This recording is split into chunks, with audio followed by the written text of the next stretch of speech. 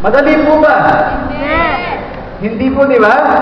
Teka, para malaman kung ano yung sagot ninyo. Lahat po na nagsasabing madali, taas po ang kamay. Lahat na nagsasabing hindi madali, taas ang kamay. Lahat ng walang kamay, taas ang kamay. Wala. Mga kapatid, hindi po madali na magpasalamat tayo kapag tayo ay nahihirapan. Marahil madaling sabihin na, okay lang, madali magpasalamat. Bibigyan ko po kayo na example. Ang inyo pong lingkod. Pinanganak po ako na yung aking isang mata ay malabo. At minsan po, pag hindi ko suot-suot yung aking salamin, ako po ay medyo nahihilo, sumasakit ang ulo, at ngayon nga po hindi ko suot. Dahil nasira yung salamin ko, kailan lang? Last week. Tapos bago pa po ako nalipat sa Green Hills, alam po ng ilang mga kabataan, siguro dito yung nangyari sa akin, last September 4, sa aming pong sports fest sa Bethel, na-dislocate naman yung balikat ko.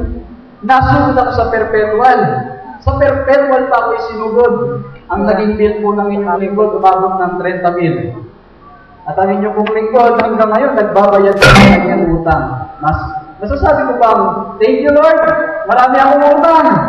Thank you Lord, malabo yung ano ko. Thank you Lord, naoperahan ako sa 2 tuhod ko. Mga kapatid. At marahil meron po kayong iba't iba pang karanasan na marahil ay masasabi ninyo, tunay nga pastor, hindi po madaling magpasalamat sa ating Panginoon. Pero ang sabi po sa banal na kasulatan sa unang Thessalonica 5:18, give thanks in all circumstances, for this is the will of God in Christ Jesus for you. Magpasalamat kayo sa lahat ng mga bagay.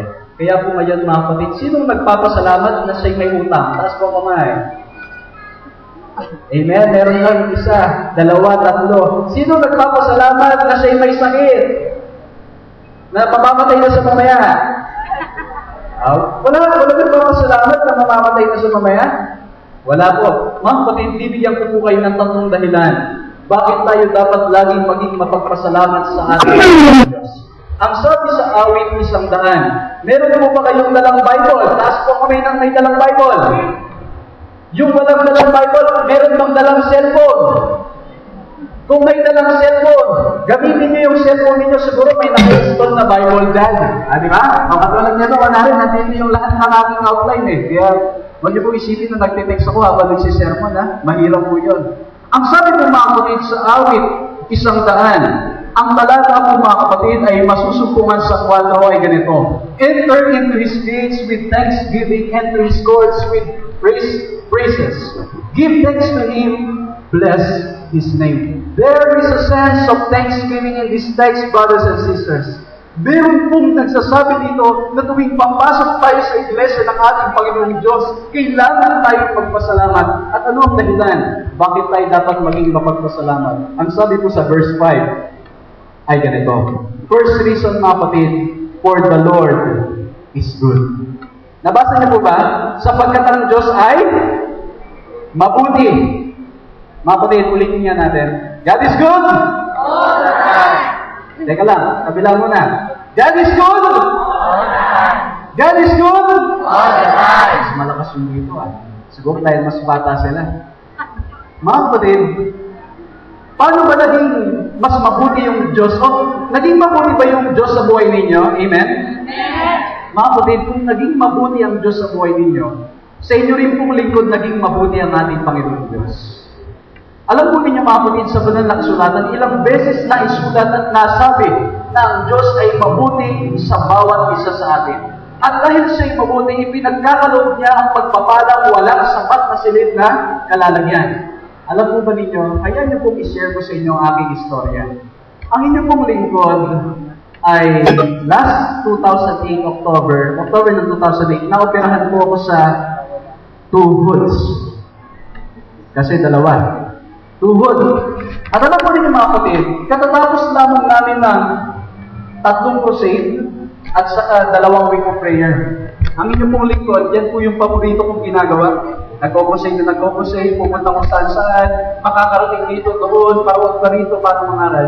Pagkatapos naming mangaral mga kapatid, nagtataka ako, bakit itong aking bintig, hindi ko na ma-event? Alam nyo, nag-aaral ako sa AUP, ang lakad ko ganyan. Diretso, kasi hindi ko ma-event yung aking tuhod. Alam niyo, sabi sa akin, siguro, Pastor, Brother Alexis, siguro ipa-therapy mo para lang sa ganun. Mas madaling umayos. Alam po ninyo, pina-therapy ko. Umabot na ako siguro ng 15 therapy. Wala pa rin nangyayari. Talagang lalong nagiging stiff yung aking tuhod. At alam niyo mga kapatid, habang lalong nagiging stiff, sabi sa akin ng doktor, Brother Alexis, siguro maganda magpa-MRI ka. Ako po ay ignorante kung ano yung MRI. Isip-isip ko, ano kaya yung MRI? At ang tanong ko unang-una, mura kaya yung MRI? Mura ba? Mga kapatid, mura ba yun? Mahal po mga kapatid. Alam po ninyo, nagtanong ako, yung pinakamura na naming napuntahan, 5,000 isang tuhod. Pag dalawa, 10,000. Sakto po ang inyong lingkod, nag-aaral lang. Nag-aaral pa lang at lahat po ay binibigay lang ng Panginoon at walang sariling pananalapi. Alam po ninyo, ako ay tuwing gabi ako ay umiiyak sa Panginoon. Umiiyak ako kasi alam ko na bilang isang pastor, ang pinakamahalagang, kung para po sa akin, isa sa pinakamahalagang parte ng aking katawan ay ang aking tuhod. Bakit po? Sapagkat para sa akin, ang pinakamasarap na gawain ng pastor, magdalaw sa bahay-bahay. Ako po, yun ang aking choice, yun ang aking gusto. Yung magdalaw sa bawat bahay ng mga kapatid. Kaya nga po din nandito tayo sa Bethel, ang inyo pong lingkod, kasama yung ilang kabataan dito, ay naka-anim po kami crusade ngayong taon. 6 na crusade. Tuloy-tuloy po kami. Naka-4 nung summer, isa nung January, tapos isa nung September. Gusto po namin yung magdalaw na magdalaw. At alam niyo mga kapatid, umiiyak ako kasi sabi ko, Panginoon, paano ako magdadalaw? Paano ako magdadalaw kung ako ay yung tuhod ko, ganyan na ako maglakad? At alam niyo, ini-imagine ko, alam niyo, minsan kapag mag-isa ka, dami kong naiisip. Naiisip ko minsan, magdadalaw ako sa mga kapatid, naka-wheelchair ako. Dadalawin ko sila, kunwari dito sa CA, mag-wheelchair ako, pupuntahan ko kayo. Iniisip ko, paano kaya kung bako-bako? Paano kung kaya yung wheelchair yun? Yun ang ini-imagine ko, parang napaka-worst kagad ng aking iniisip.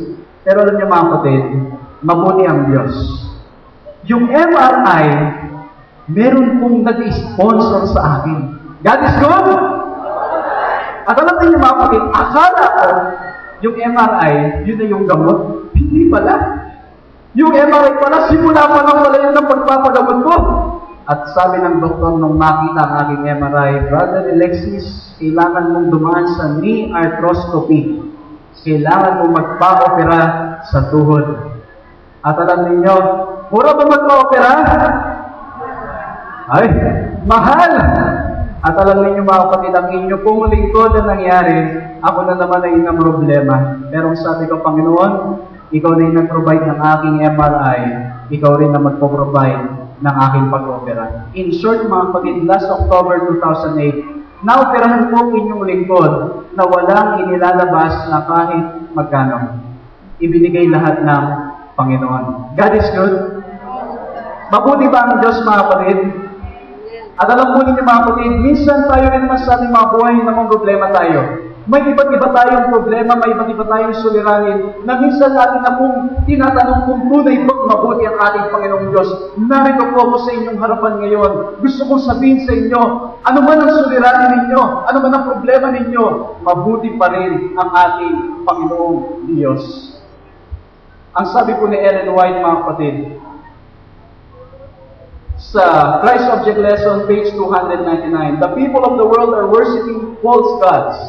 They are to be turned from their false worship, not by hearing denunciation of their idols, but by beholding something better. Ano yun?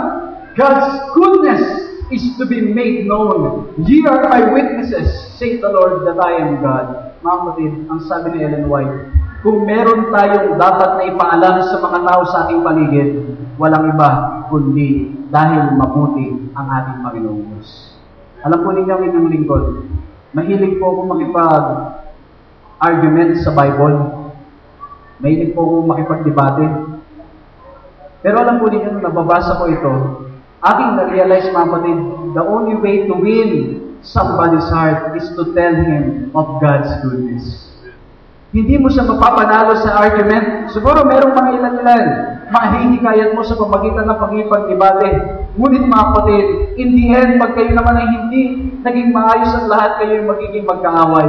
Pero mga kapatid, sinasabi sa atin ni Ellen White, ang gawin daw natin, sabihin natin, ipahayag natin, mabuti ang Diyos sa buhay natin. Kaya nga mga kapatid, nagtataka ko minsan, may mga kapatid na patatayuin mo sa pulpito, ayaw magsalita. Para bang, sabi nga ng isang pastor makilala ko, para bang ang tahimik ng Diyos sa buhay natin? Bakit wala tayong masabi kapag testimony tungkol sa ating Panginoong Diyos ang pinag-uusapan? Tahimik ba masyado ang Diyos sa buhay natin? O mga kapatid, nais ko pong sabihin sa inyo, magiging tayo mapagpasalamat sa lahat ng bagay. Tangi nga lamang mga kapatid, kung tayo ay kikilala sa kabutihan ng ating Panginoon Diyos. Ang sabi po sa Education, page 25, it was distrust of God's goodness, disbelief of His word, and rejection of His authority that made our first parents transgressors, and that brought into the world the knowledge of evil. It was this that opened the door of every species of falsehood and error. Mga kapatid, ang sabi ni Ellen White, isa sa dahilan bakit ang ating mga gulang nagkasala, hindi nila pinagkatiwalaan ang kabutihan ng ating Panginoong Diyos. Mga kapatid, kamusta po ang Diyos sa buhay ninyo? Gaano mabuti ang Diyos sa buhay ninyo? Ang Diyos ba ay sobrang buti na hindi ninyo napipigilan ang inyong sarili na ipahayag ang Ebanghelyo ng ating Panginoon? Ang Diyos ba ay sobrang buti na nais ninyong ipahayag kahit kanino na ang Diyos ay patuloy na gumagawa sa buhay ninyo?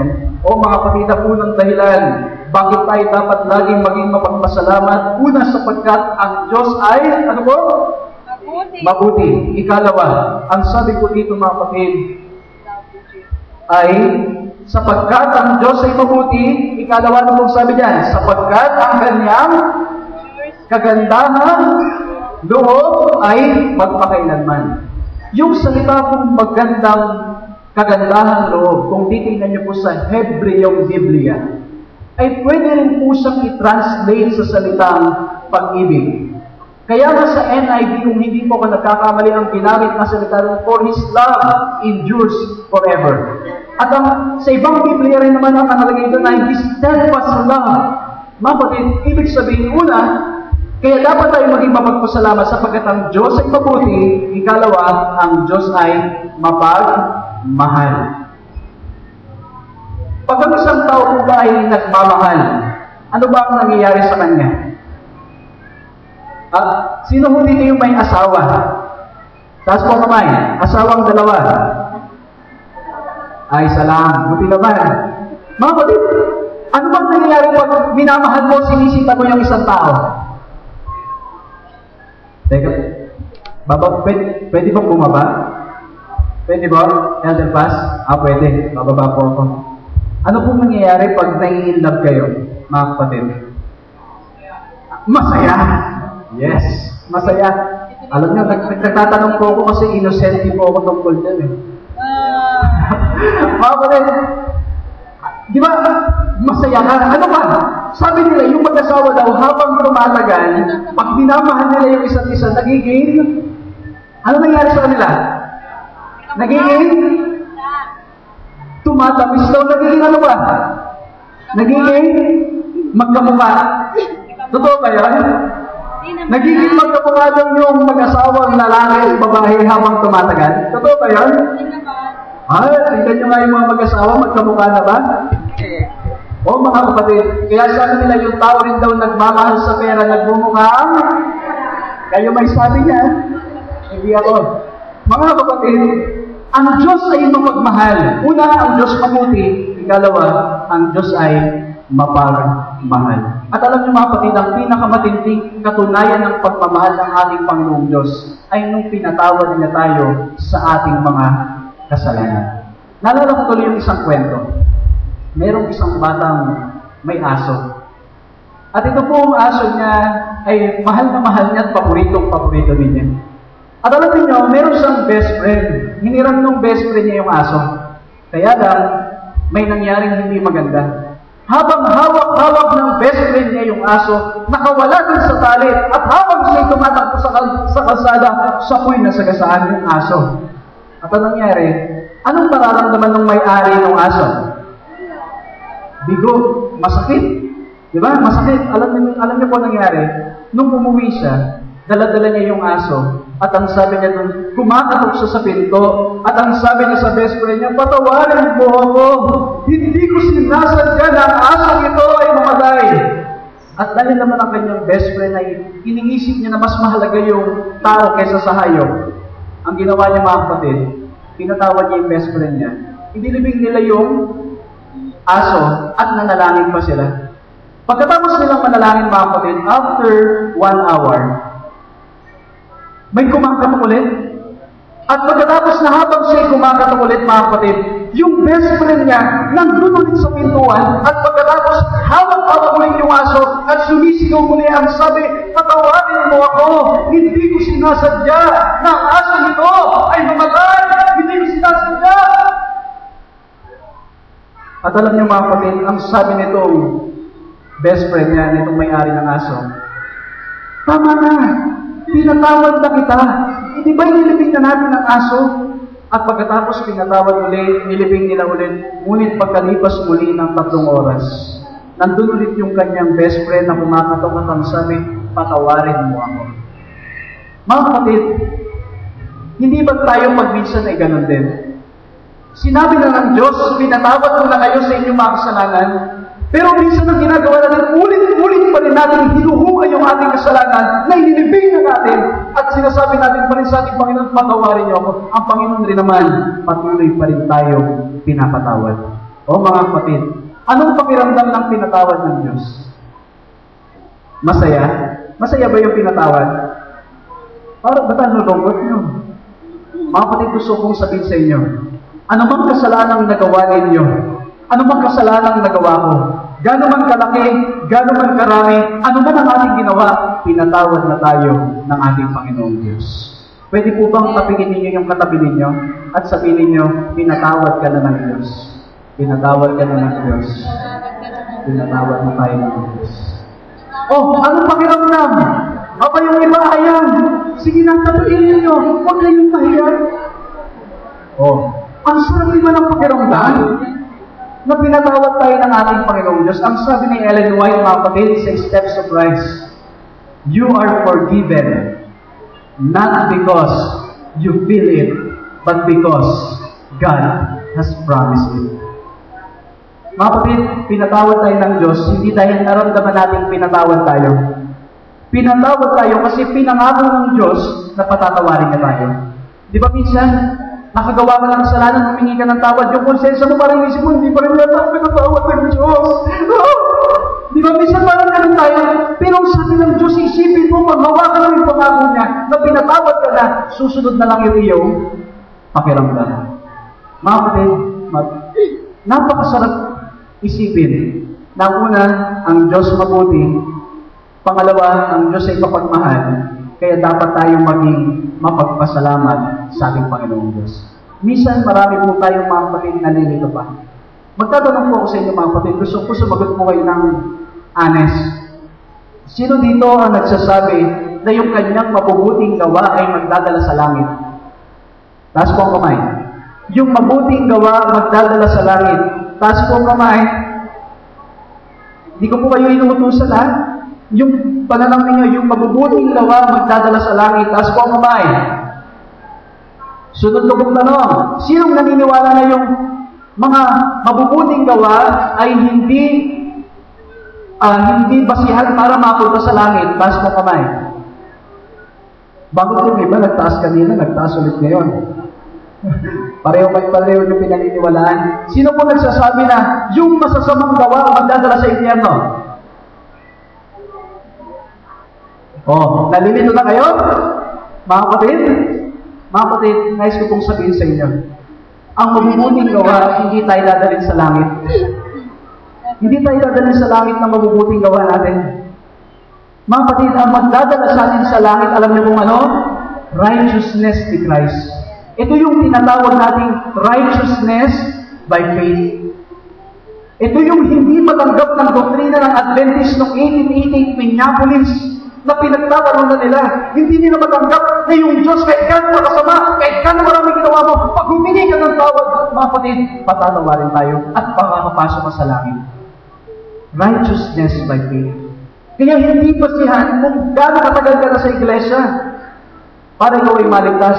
Pero, pag ikaw ay tunay na nagmamahal sa Diyos, tunay na naman naranasan ang pagmamahal ng Diyos, susunod na lang yung mabuting gawa, mga kapatid. So, righteousness by faith, mga kapatid, ganyan katindi ang pagmamahal ng ating Panginoong Diyos. Mga kapatid, hindi po ako matagal magsalita. Sabi ko ilang dahilan lang? Tatlo lang, di ba? O, nakailan ako?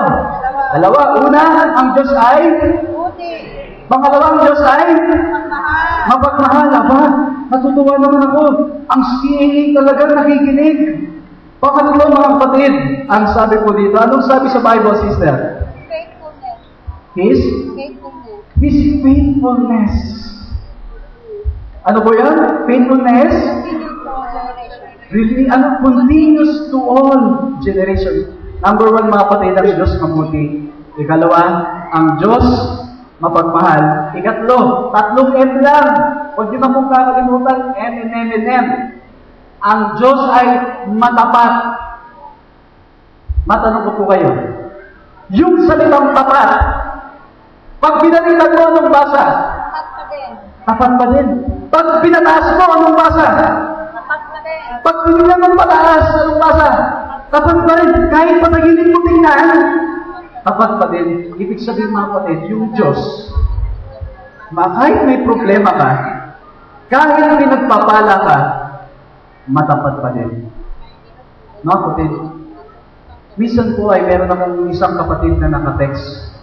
Alam niyo po, yung isang kapatid natin yun, sabi niya sa akin, Brother Alexis, kung ibibigay lang ng Diyos yung aking hinihiling, maglilingkod ako ng buong puso sa ating Panginoon. Ganon din ba kayo pag minsan? May kondisyon yung panalangin? At alam niyo yung ginawa ko, mga kapatid, tinext ko yung kapatid natin.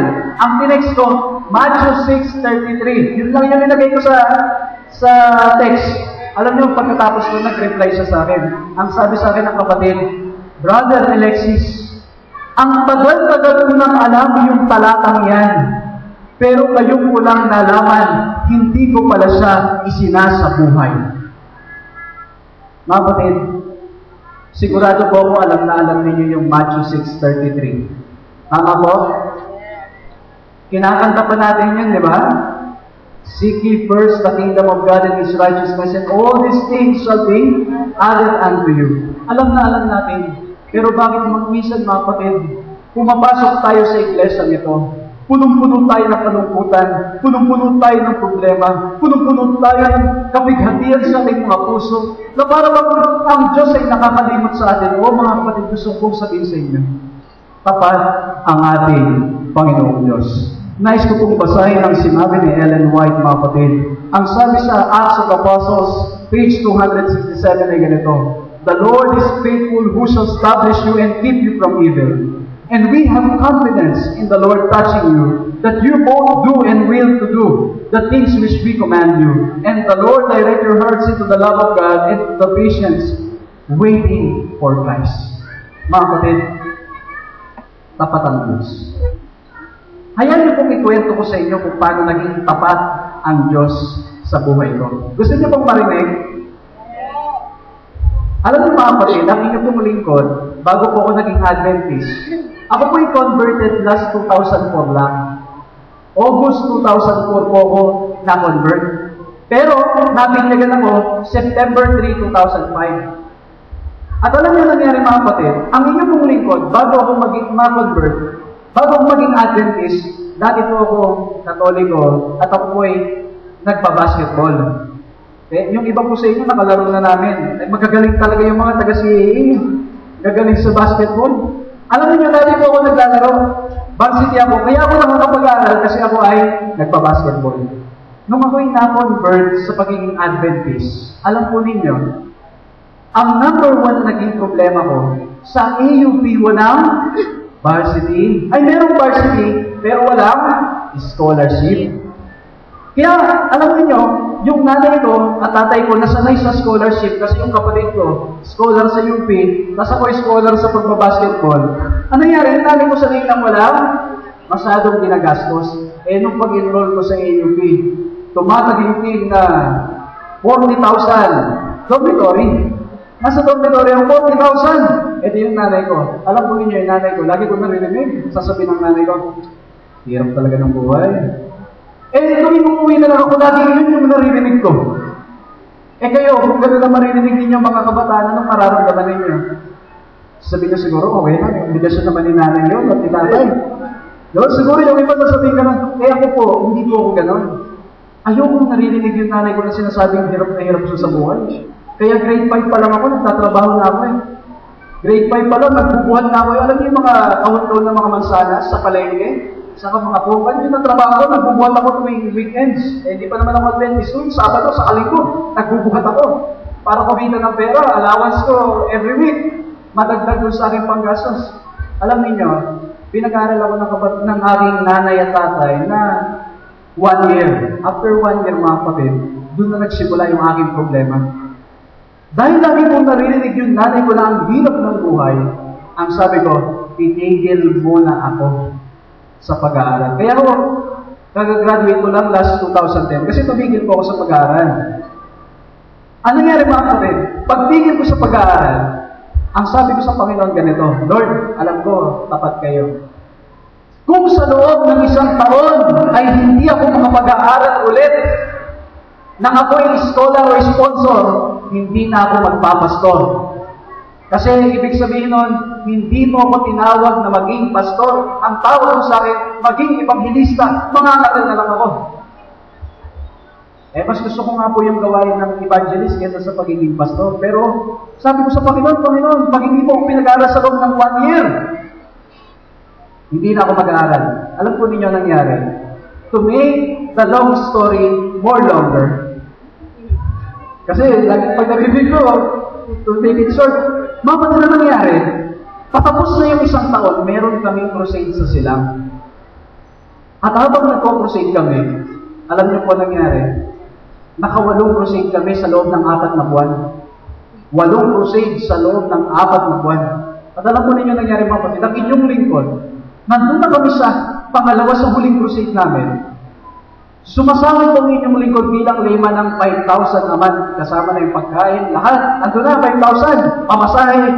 Alam mo ninyo, isang araw, nagkulang ang budget ng crusade. Eh, malaki yung crusade.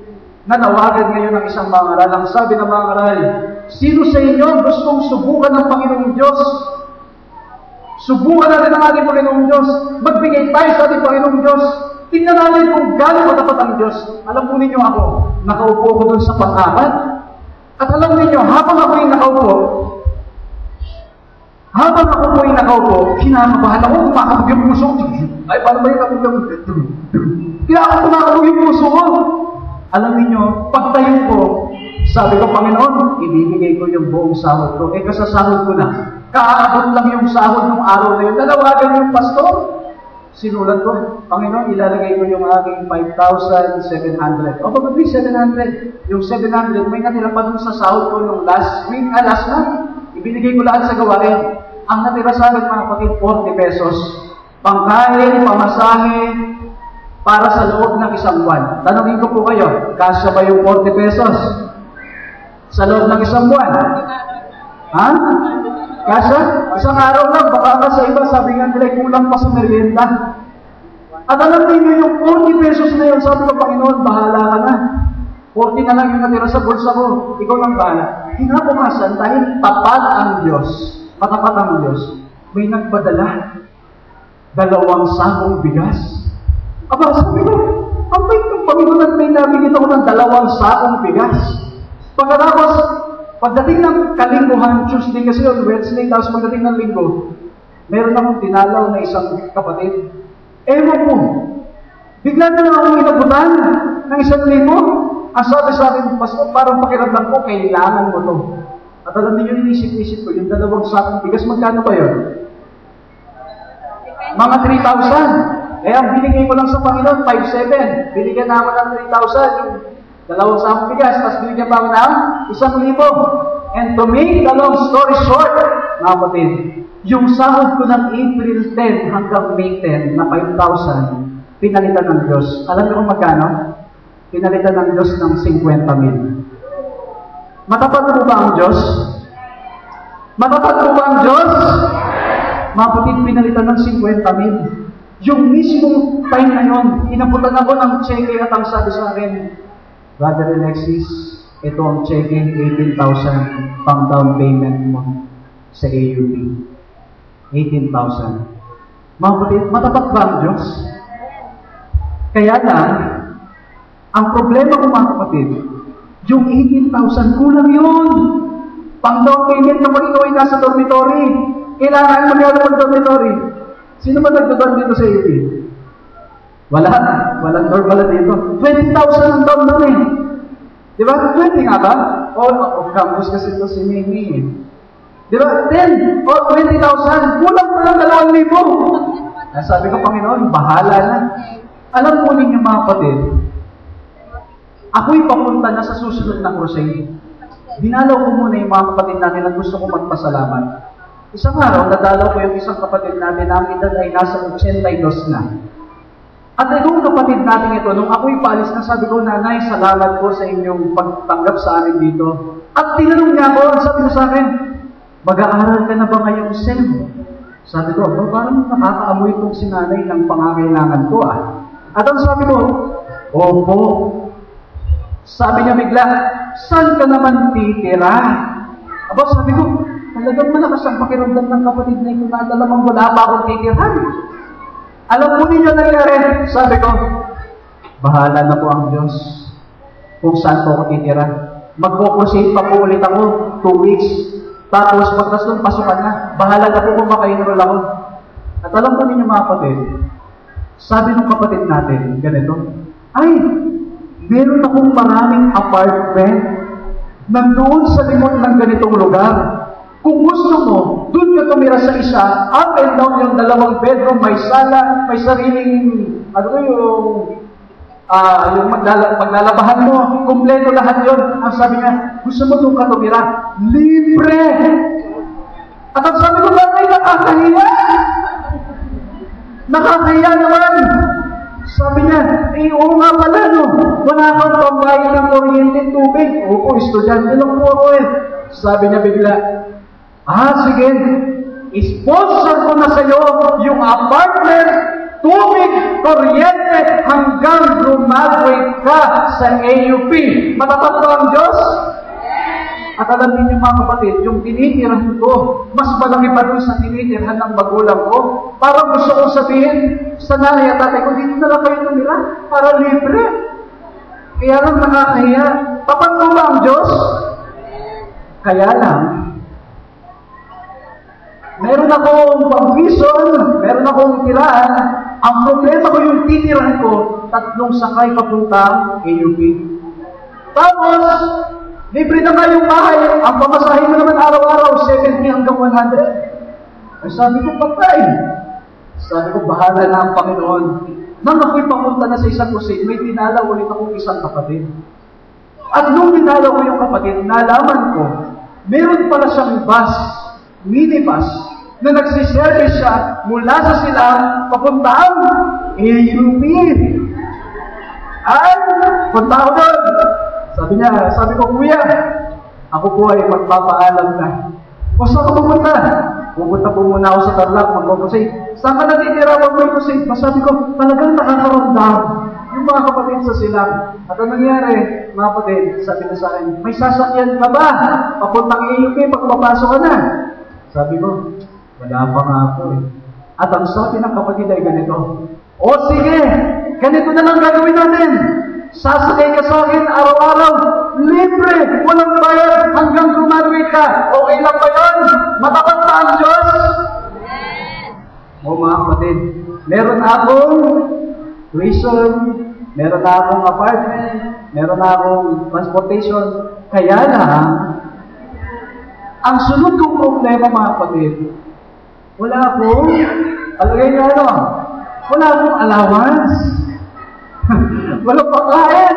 May bahay ka, may transportation, wala ka namang pagkain. Ano po nangyari sa'yo? Alam niyo mga kapatid na nangyari dahil wala akong pagkain. Alam, sa totoo lang po, meron naman akong pera.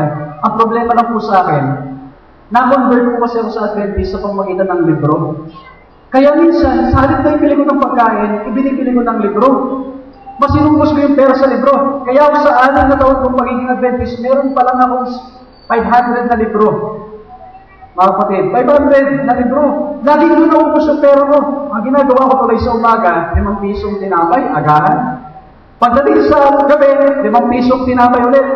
Yun yung aking hapunan. Pagdating sa tanghali, yung mga taga-UP makaka-relate, doon sa kiosk, sa Mulabe, ang nangyari ang gagawin ko doon, tatanungin ko, magkano ho yung gulay?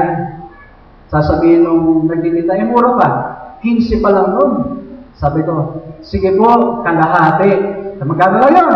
750. Magkano mo yung rice? 7 pesos lang nun. Sige po, 2 rice. Di magkano lang? 750 plus 7 plus 7 equals 21.50. 21.50 plus 5 pesos sa umaga, 5 pesos sa gabi. Magkano lahat? 31.50 lang ang nagagastos ko sa isang araw. At alam niyo mga kapatid, dahil 31.50 lang, iniisip ko naman yung pumayat ako ng pumayat. Lahat na nakakakita sa amin, sabi sa kanya, nung ginawa mo sa katawan mo. Sabi ko naman, mas gusto ko nga ito, palusok lang yun. Mas gusto ko yung ganitong katawan, kaya nagpapapayat talaga ako. Sabi ko, at alam niyo mga kapatid, araw-araw kong ginagawa dun sa kilos sa Mulabe, araw-araw kong nagtatanong. Sabi ko, magkano mo yung ganito? Araw-araw kong tinatanong kung magkano yung mga ulam.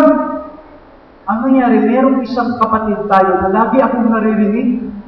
Lagi daw akong tanong ng tanong kung magkano yung ulam, magkano yung kanin, magkano yung ganito. Ang sabi sa akin ganito, kapag isang araw nagtatanong ako, magkano po yung, hey, Brother Alexis, huwag ka na lang magtanong na magtanong. Kumuha ka na lang na kumuha hanggang makatapos ka. Ako na magpapakain sa ito itahali. Matapat ba ang Diyos? Matapat? Kaya lang, ang sunod kong problema, tuwing tanghali lang yun. Tuwing tanghali lang yun. Tuwing umaga, tuwing gabi, wala. 5 piso tinapay pa rin, 5 piso, 5 piso tinapay pa rin umaga gabi. Alam niyo nangyari? Sabi ko, Panginoon, ang gagawin ko ganito, 29 units po ko kada sem, kasi gusto ko makatapos kagad. Alam niyo nangyari mga kapatid, sabi ko, Panginoon, ang gagawin ko, pag-inikod na lang ako sa iyo. Alam niyo po, magpapiyahe ako mula 8 hanggang sila. Makakarating ako ay 6 o'clock, 6:30. Ang gagawin ko po mga kapatid, magdadalaw ako sa mga bahay ng mga kapatid hanggang alas 8. Nagpa-Bible study ako. Sabi ko, Panginoon, sabi mo, sa John 4, sa Bible, it is my need and my dream to do the will of my Father which is in heaven. Kaya sabi ko, Panginoon, I know it is your will for me to visit my brothers and sisters in this church. So what will I do?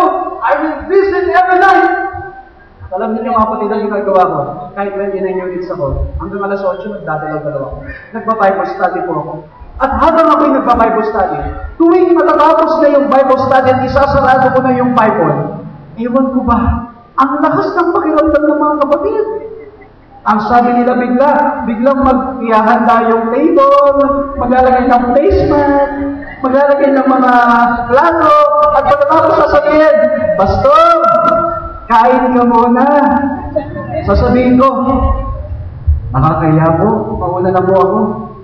Sasabihin ng kapatid, ano ka ba, Pastor? Magtatanong kami yan sa'yo pag ginawa mo yan. Sasabihin ko, sige po, tara, kain na po tayo.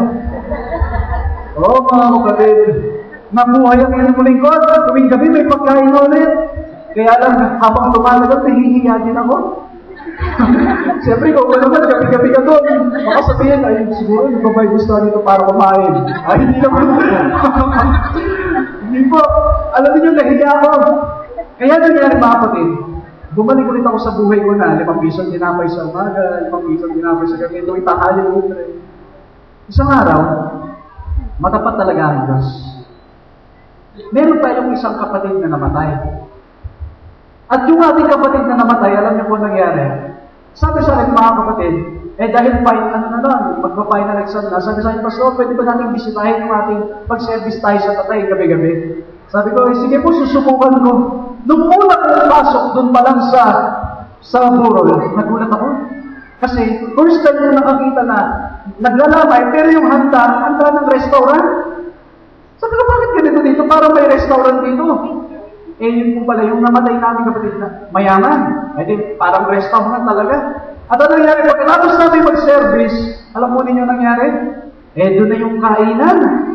Aba, nagulat ako. Sabi ko, saan doon pagkain dito? Sabi ko sa mga kapatid, gabi-gabi tayo magsiservice. Gabi-gabi tayo magsiservice. Double warmos. Para makapag-service sa bahay at para ma-servisyoan ng tiyan. O, di gabi-gabi na ako. Sabi ng mga kapatid sa sila, galing talaga ng pastor natin. Ang sipag, ito ang estudyante pa lang. Eh, gabi-gabi kasama natin, may final exam pa naman. Hindi nila alam. Double purpose. Double purpose pala. Kaya lang, ang sunod na problema mga kapatid, gano'n ba katagal ang lamay? Tatagal ba na isang buwan? Hindi po, di ba? E di nangyari. Tapos sa isang linggo, wala na naman. Pero matapat talaga ang Diyos. Hindi ko po masabi kung kalooban ng Diyos eh. Pero nangyari, alam niyo, pagkalipas ng kapatid na namatay, after 1 week ng burol, may namatay ulit. May namatay ulit. Hindi ko alam kung kalooban ng Diyos, pero may namatay ulit. After 1 week, may namatay ulit. Tapos sabi ko, ang bait ng Diyos, napakatapat. Binuhay na ako sa papagitan ng mga patay. O mga kapatid, matapat po ba ang Diyos? Matapat ang Diyos. Kaya mga kapatid, marami kayong rason para maging mapagpasalamat sa ating Panginoong Diyos.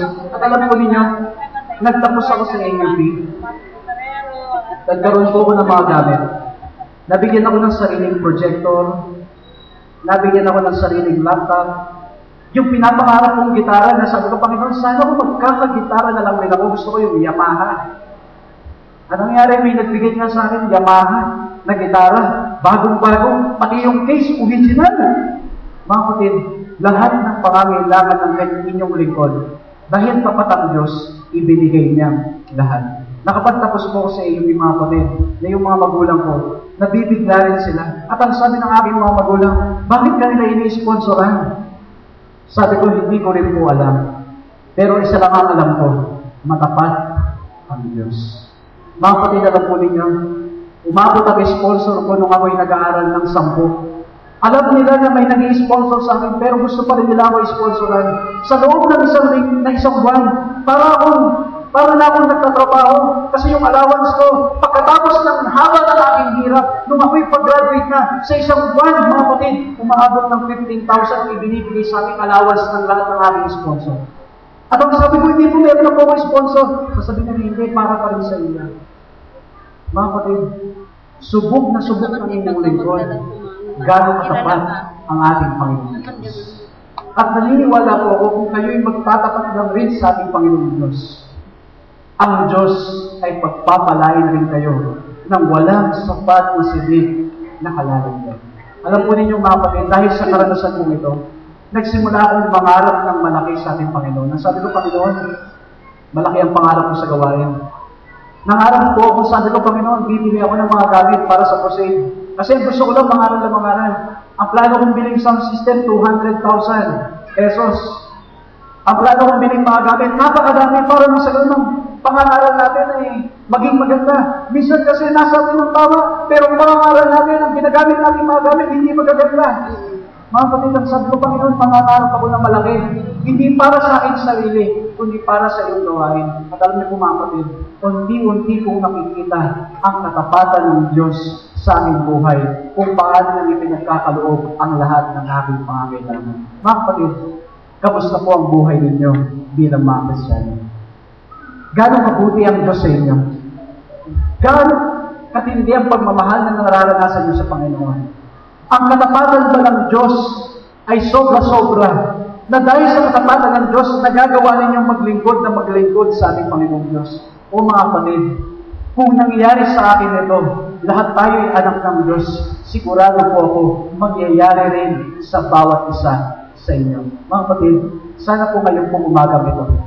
Ang tatlong dahilan na ito, ang maging dahilan natin para tayo laging maging mapagpasalamat sa ating Panginoon Diyos. May problema kayo, ano man pong suliranin ang pinagdadaanan nyo ngayon, maraming dahilan pa rin para maging mapagpasalamat. Sana po, lalabas tayo sa pintuang ito mamaya na may pasasalamat sa ating puso, sapagkat ang Diyos ay mabuti, ang Diyos ay mapagmahal, at ang Diyos ay matapat sa ating buhay.